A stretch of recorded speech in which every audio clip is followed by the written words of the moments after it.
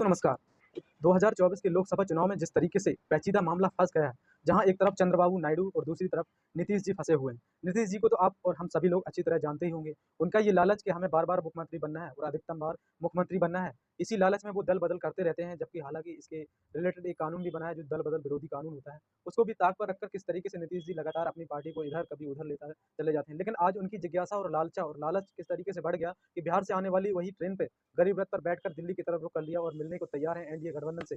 लेकिन एनडीए गठबंधन से जिस तरीके से मिलने के लिए नीतीश जी तैयार हैं, वहीं उनके आवाज़ पर जिस तरीके से बिहार के तमाम समर्थक लोग जो कह रहे हैं कि अब चाचा एक बार हमारे कहने से बदल जाइए, बार-बार तो आप अपने कहने से बदल गए हैं, तो आपके मुख्यमंत्री पद के सपने भी पूरे हो गए हैं। लेकिन इस बार अगर आप हमारे कहने से बदलते हैं, तो हमारे तमाम बेरोज़गार, शिक्षा, स्वास्थ्य पर काम करने वाले उस पार्टी को मौका मिल जाएगा। लेकिन नीतीश जी के बाहर भी इतना जन सैलाब लगा हुआ है, जो पूरी तरीके से विरोध कर रहा है कि एनडीए गठबंधन में मत जाइए नीतीश जी, नहीं तो आपकी पार्टी का क्या हाल होगा, ये तो नहीं कहा जा सकता क्योंकि नीतीश जी की पार्टी तो वैसे ही दो खेमों में बटी है, जो कभी इधर और कभी उधर का रास्ता प्रधानमंत्री नरेंद्र मोदी पहले ही कह चुके हैं कि बदलने में बहुत बड़े शहंशाह हैं।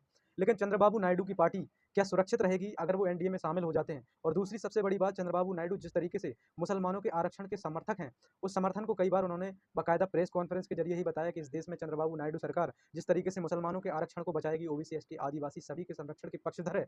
अब वही एनडीए सरकार जो आरक्षण के विरोधी है, क्या उसके साथ मिल जाएंगे? और मिलने के कुछ समय बाद क्या बीजेपी पार्टी की जैसी मेजोरिटी में आएगी और उसे लगेगा कि आने वाले समय में ये पार्टियां हमारे लिए फिर खतरा बन जाएंगी? जिस तरीके से महाराष्ट्र में शिवसेना खतरा बनी थी तो उसके दो हिस्से कर दिए। क्या चंद्रबाबू नायडू की पार्टी के दो हिस्से नहीं किए जा सकते भविष्य में? और दूसरी सबसे बड़ी मांग जो इंडिया गठबंधन और एनडीए के साथ चंद्रबाबू जब नायडू जब थे, तो उन्होंने स्पेशल स्टेटस का दर्जा, स्पेशल राज्य का दर्जा मांगने की कोशिश की थी, लेकिन उस समय एनडीए पूरे मेजोरिटी में था। ये मांग भी ठुकरा दी और चंद्रबाबू नायडू एनडीए गठबंधन से बाहर हो गए। अगर एनडीए गठबंधन में आज चंद्रबाबू नायडू फिर से जाते हैं, तो क्या उन्हें अपने राज्य को स्पेशल स्टेटस का दर्जा मिल जाएगा? और दूसरा, नीतीश जी जो बड़े-बड़े मंत्रालयों को लेकर अपनी गहमा-गहमी में गर्माहट दिखा रहे हैं कि उन्हें सबसे बड़ा मंत्रालय रेल मंत्रालय चाहिए और दूसरा उनको संसाधन मंत्रालय चाहिए, मंत्रालय है, वो चाहिए। क्या ये मंत्रालय नीतीश जी को मिलेंगे और चंद्रबाबू नायडू को स्पेशल स्टेट का दर्जा मिलता है, तो इनको ज़रूर एनडीए में जाना चाहिए। और दूसरी सबसे बड़ी बात, अगर ये दोनों दल आज एनडीए के साथ मिल जाते हैं, तो आने वाले विधानसभा चुनाव में इनका क्या हाल होगा?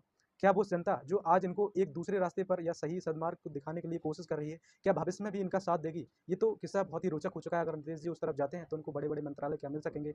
और दूसरी बड़ी बात, अगर चंद्रबाबू नायडू जाते हैं, तो क्या उन्हें आंध्र प्रदेश को स्पेशल राज्य का दर्जा मिलेगा? जो वो पहले प्रॉमिस कर चुके हैं। एनडीए ने मेजॉरिटी में होने के कारण उनको इस स्टेटस से देने से मना कर दिया था और एनडीए में से वापस चंद्रबाबू नायडू वापस आ चुके थे। और दूसरा, मुसलमानों का आरक्षण क्या वो बचा पाएँगे? तो आप हमारे साथ जुड़े रहें इसी तरीके से नई-नई खबरों को एक्सप्लोर करने के लिए, और सच में मेरा साथी बनने के लिए आप मुझे सब्सक्राइब ज़रूर करें। Thank you.